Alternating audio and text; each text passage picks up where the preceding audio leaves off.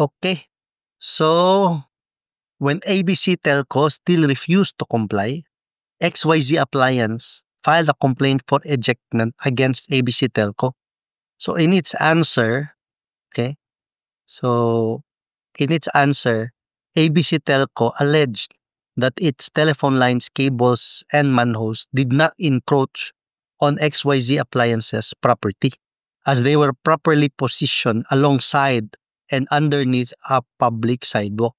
So in Bisaya, gawas naman na sa inyong yuta. Wa na mo'y katungod mo file aning kasuha.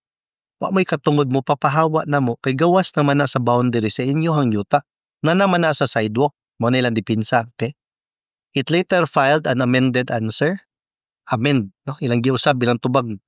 Arguing that the case should be dismissed since the action for forcible entry had prescribed.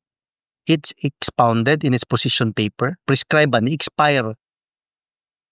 Kanimang go mag-file ka og kaso, action for forcible entry, for example, mura na siyang tambal, cure, no? Curative remedy ba? Na sama sa tambal, nara na diha, ibutang nimo sa shelf, but di na siya forever, na siya expiry. Mo na siya ni-prescribe or prescription sa tambal pa, ni-expire, no? It expounded in its position paper that the 1-year prescriptive period within which to bring an action for forcible entry based on stealth should be reckoned from the discovery of the alleged unlawful entry, not the last demand to vacate. So, basin, o giihap ni XYZ Appliance from that date sa ilahang last demand to vacate. Matakabasa sa ilang complaint. Moreover, ABC Telco argued that the area in question was part of public domain, it being a sidewalk. So, mo ginilang dipinsa. Aside sa ni prescribe, kumbaga pasok na, expire na, inyong katungod mo file sa action for forcible entry, kana pa jud amo ang telephone lines, cables, and manholes na ABC Telco.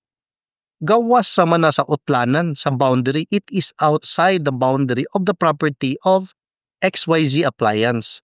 So that is their defense. So assuming that the property did not belong to XYZ Appliance, ABC Telco averred, no, that it had the right of eminent domain. Kay Telco man sila, so nasla aning eminent domain na power. So I will see you pa jud sa next video unsay naitabo aning kaso nila ni ABC Telco og XYZ Appliance before sa first level court. So again, if you're new to this channel, please contribute links, no? Ano mga 2025 nga mga nindot nga amendments sa IRR, amendments or mga circulars, amendments sa balaod, no? Nga kuutunon ba? Di kita ma-aware. But related lang to real estate law. Ayaw ko tagaya ng topic na lahi nga law, di man nato na trabaho, wala man ko mag-engage na kanang labot lang sa yuta, inheritance, bahinay sa estate, no, bahinay sa irihin siya, ana lang, no, magbuak-buak sa mga heredero, mga circulars, issuances, maski na sa mga DAR, nga mga issuances, basin ba, namoy naibawaan nga bangko, share, link lang, ayaw po taasa.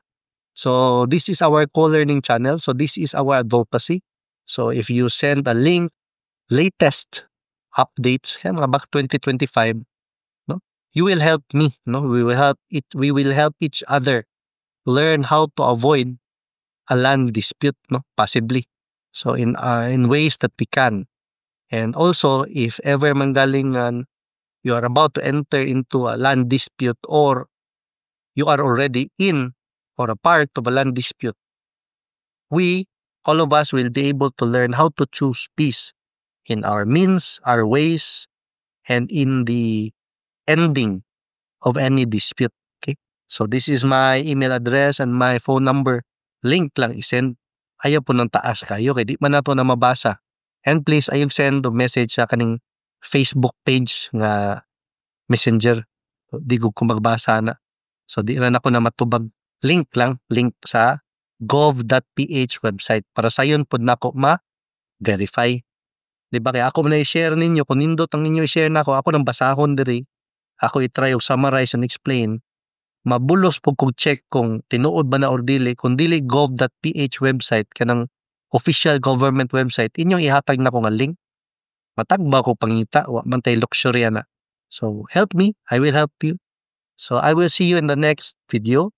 Let's see no kay ni refuse man gyud ni si ABC Telco to comply with XYZ appliance. Pero dili pod unjustifiable refusal. Naapod sila basis sa ilahang defense no. So question of fact dyan ni siya. Although na po yung mga question of law but very interesting. So I will see you sa next nga video.